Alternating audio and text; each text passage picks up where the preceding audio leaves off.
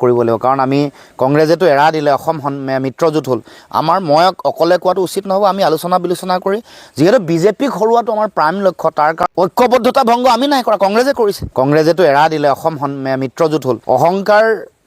সামূহিকভাৱে দলটোলৈ আহিলে জনগণৰ আহ্বানৰ কথাৰ প্ৰতি যেহেতু সন্মান কংগ্ৰেছ দলে নাৰাখিলে সেইকাৰণে জনগণে সেইটো ফলাফল দি দিছে নহয় সেই কথাটোতো আমি সকলোৱে পৰ্যালোচনা কৰিব লাগিব কাৰণ আমি কংগ্ৰেছেতো এৰা দিলে অসম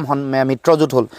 মই অকলে কোৱাটো উচিত নহ'ব আমি আলোচনা বিলোচনা কৰি যিহেতু বিজেপিক হৰুৱাটো আমাৰ প্ৰাইম লক্ষ্য তাৰ কাৰণে কৰিব লগা প্ৰয়োজনীয় দায়িত্ব কি হ'ব আমি মঞ্চত কথা পাতিব লাগিব অসম মিত্ৰজোঁটৰ মঞ্চত কথা পাতি পৰৱৰ্তী দিনসমূহত আমি চিন্তা চৰ্চা কৰিম কাৰণ মিত্ৰতা ভংগ আমি নাই কৰা ঐক্যবদ্ধতা ভংগ আমি নাই কৰা কংগ্ৰেছে কৰিছে আমিতো শেষ মুহূৰ্তলৈকে লাজে অপমানে তেওঁলোকে শেষলৈকে এই চিটটোক দিম বুলি কৈ নিদিলে সৌজন্যতা দেখুৱাই অন্তত ফোন কৰি ক'ব লাগিছিলে যে আমি দিব নোৱাৰিলোঁ এইটোও নকৰি নিজে ঘোষণা কৰি দিলে নহয় নিৰ্বাচন যোৱাৰ পিছত এইটো উপলব্ধি কৰিলে কেনেকৈ হ'ব নিৰ্বাচনৰ আগতহে উপলব্ধি কৰিব লাগিব আকৌ 26ত নিৰ্বাচনৰ পিছত উপলব্ধি কৰিব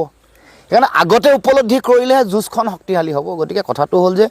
আমি যে দেৰিকৈ উপলব্ধি কৰিছোঁ উপলব্ধি কৰাৰ কাৰণে আজি এই ফল পাইছে সেইকাৰণে আমি গোটেই কথাবোৰ পৰ্যালোচনা কৰিহে আচলতে অসমত মই ভাবোঁ যে সকলো নেতাই এটা সিদ্ধান্ত ল'ব লাগিব গতিকে আমি অকণমান সভালৈ আমি মঞ্চত আলোচনা কৰিবলৈ আমি বাট চাইছোঁ মই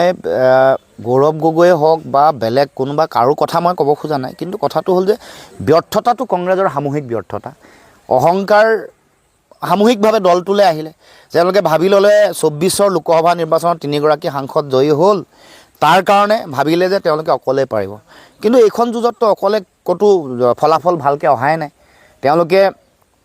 বিহাৰৰ নিৰ্বাচনত আটাইতকৈ বেছি চিট লৈছিলে কিমান পালে এতিয়া শেহতীয়াকৈ ঝাৰখণ্ড মুক্তি মৰ্চাইতো যিমান চিট লৈছে তাত ভাল ফলাফল কৰিলে কিন্তু কংগ্ৰেছ দলে যিমান চিট লৈছিলে তাত একদম কম চিট পালে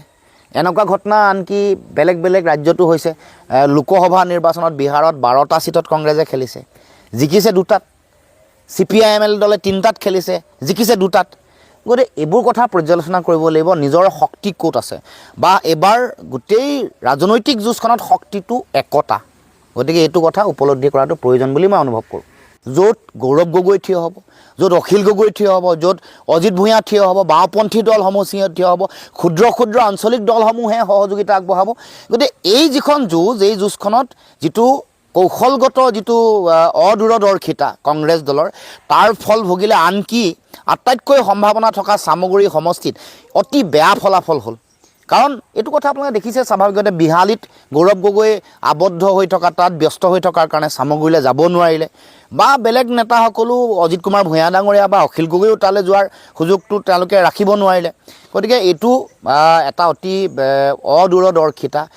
অপৰিপক্কতা প্ৰদৰ্শন কৰিলে যাৰ ফলত সাধাৰণ জনগণে